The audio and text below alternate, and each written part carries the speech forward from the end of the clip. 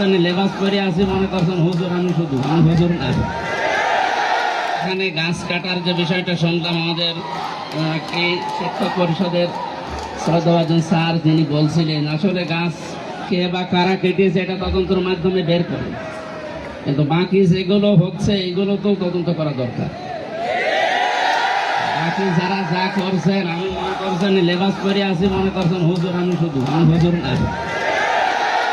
আমি এগুলোর তালিকা নিয়ে যাবো আজকে, যে আপনাদের যা করা লাগে আমি তাই করব। আমি ভুয়া কি আপনাকে আমি দেখাবো আজকে। আপনাদের সেই কয়েকজনের তালিকা আমার কাছে আছে অলরেডি, আমি সত্যের উপরে জানাবো।